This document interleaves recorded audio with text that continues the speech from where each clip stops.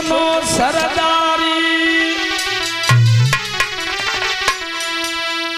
और जकिया सकीरत की तू जावे सूरत में भैया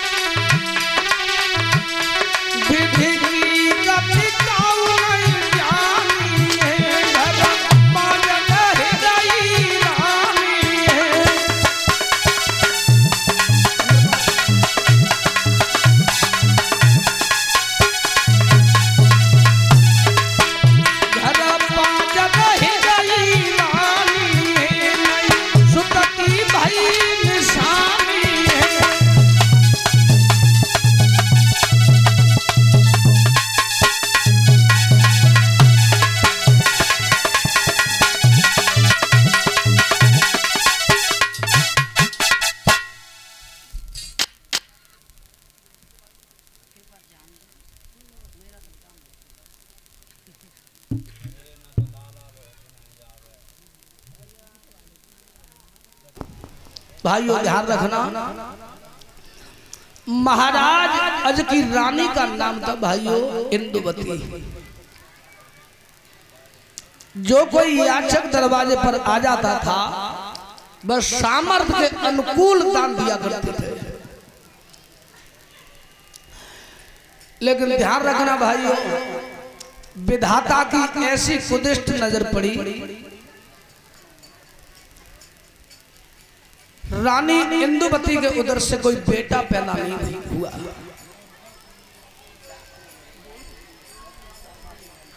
₹101 की मुद्राओं से सम्मानित कर रहे हैं गोलू यादव जो अलीगढ़ से आए हैं। कामना करेंगे प्रभु ऐसे भक्तों के घर धमधाम से भरपूर रहे। बोलिए रास बिहारी भगवान की, मैं कासुर बाबा की। भाइयों ध्यान रखना, रानी इंदुवती बड़ी दुखी रहा करती थी कि मेरे कोई बेटा पैदा नहीं हुआ। चिंतित महाराज आज भी थे। तो ध्यान रखना, एक दिन की बात थी, महाराज आज अपने भवन में बैठे हैं। तब तक एक महात्मा का पदार्पण महाराज आज की चौखट पे हो गया। और अब आती है महात्मा ने कैसे, सोनोर श्रीधर ध्यान और एक मीठी साधु की बोली,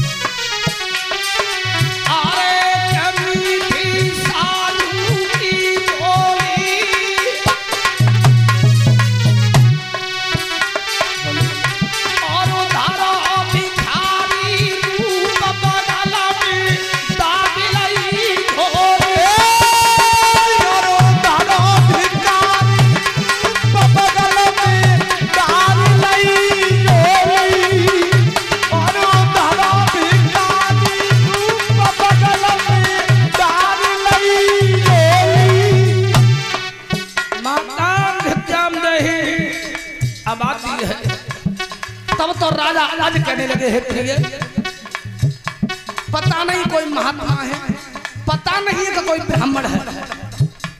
ऐसा करो, किसी थाल में धर रखे और जा भिक्षा दे। और सुनो,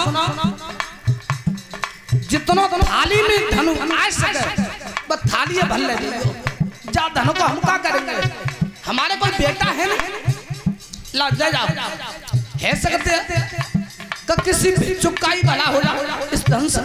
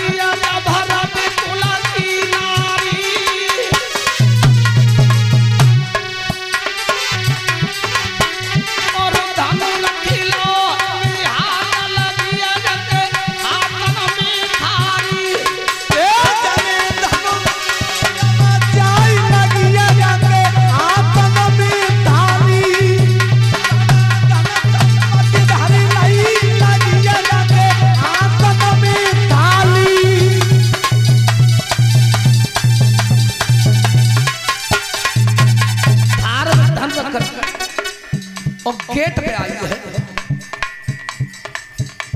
ले बाबा ले भिक्षा तुम्हारे लिए लेके आई हूँ। शीलेंद्र यादव दूधिया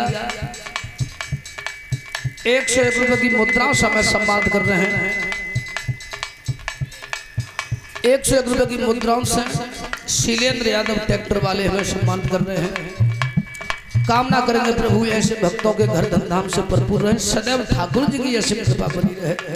बोलिए गोपेश्वर भगवान की।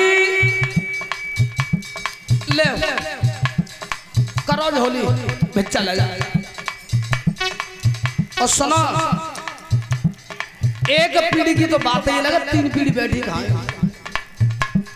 उसी समय महात्मा कहने लगा है, पहली बात तो मैं नारी जाति के हाथ की भिक्षा स्वीकार नहीं करता, फिर भी तूने ये कहा है तो सुन। अरे सूर्यवंश की महारानी, तू मेरी झोली को नहीं भर सकती है। तुम्हें इतनी सामर्थ्य नहीं है कि तू मेरी झोली भर सकती।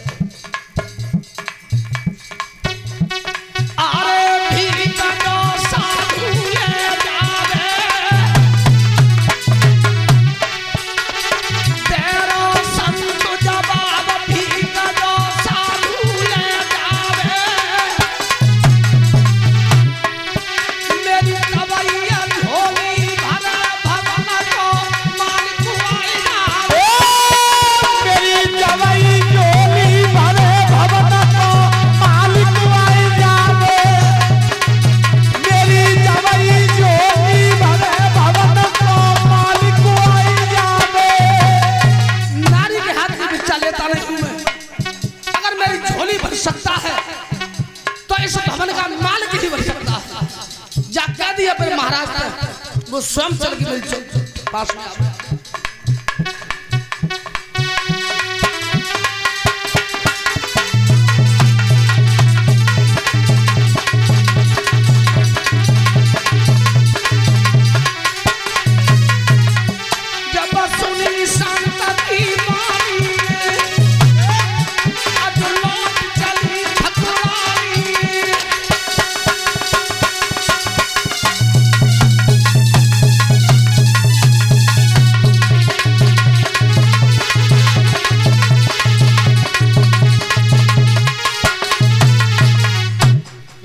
परीक्षित साफ शब्दों में वह महात्मा ने कहा कि तू मेरी झोली भर नहीं सकती है। अगर झोली भरने की सामर्थ्य है तो राजा अजमेर है, अपने पति महाराज से कह दे कि भिक्षा लूंगा तो मैं राजा के हाथों से। राजा परीक्षित लौट के रानी इंदुवती भवन में चली गई थी। धन से हुआ भरा थाल हाथों में। अब राजा आज कहने लगे कि जी बताओ तुम ब्राह्मण को भिक्षा देके आई क्यों नहीं? ब्राह्मण था कि संत था, खाली हाथ क्यों आई? जब धन लौटा का गुलाई में। रानी इंदुवती कहने लगी है महाराज महात्मा ने ये शब्द हमसे कहे हैं कि तू मेरी झोली भर नहीं सकती और झोली भर सकता हुआ तो राजा आज अब मैं दान लूंगा तो राजा आज के हाथों से। राजा परीक्षित तब तो राजा आज स्वयं चल करके चौखट पे पहुंचे हैं और जा करके महात्मा का चरण वंदन किया है। हे प्रभु क्या कारण था? क्या मेरी रानी से गलती बन गई? सो तुमने मेरी रानी को लौटा दिया है और तुमने मेरी रानी से यह कहा था कि मैं दान लूंगा तो राजा आज के हाथों से। हाँ राजा यही मैंने कहा था। तो महाराज चलो बैठो, चलो भीतर चलो, आसन पर बैठो। तुम्हारी क्या इच्छा है? तुम्हारी हर इच्छा को तृप्त मैं करूंगा। अगर तुम्हारी भोजन पे इच्छा हो, भूख लग रही हो तो भोजन की बता दो। 56 प्रकार का व्यंजन बना करके मैं तुम्हें खिलवाऊंगा। और तुम्हें धन की जरूरत हो तो एक बार मोहत कह दो कि मुझे इतना धन चाहिए, खजाना भरा हुआ। मेरे घर में धन की कोई कमी नहीं है। ये राजभवन रघुवंशियों की देन है। अपार धन है मेरे खजाने। उसी समय महात्मा कहने लगे हैं अरे राजा ये बात तू कह रहा है कब भोजन की इच्छा हो तो 56 प्रकार का व्यंजन बनवाऊंगा और तुम्हारी इच्छा हो धन की तो अपार धन भरा हुआ है। इसी बात को तू कह रहा है? हाँ महाराज मैं यही बात कह रहा हूं। मैं सत्य बात बता रहा हूं कब मेरा खजाना भरा हुआ, कोई कमी नहीं है। ध्यान रखना राजा परीक्षित और थोड़े थोड़े भैया प्रधान जी नेक नेक सरकवा दो मुझे चाचा तुम्हारे माउंट नेक नेक बस सोई जाओ काम। ध्यान रखना भाइयों। चलो कल बिछाई बनवा देंगे। तब राजा आज से वो महात्मा बोला है क्या?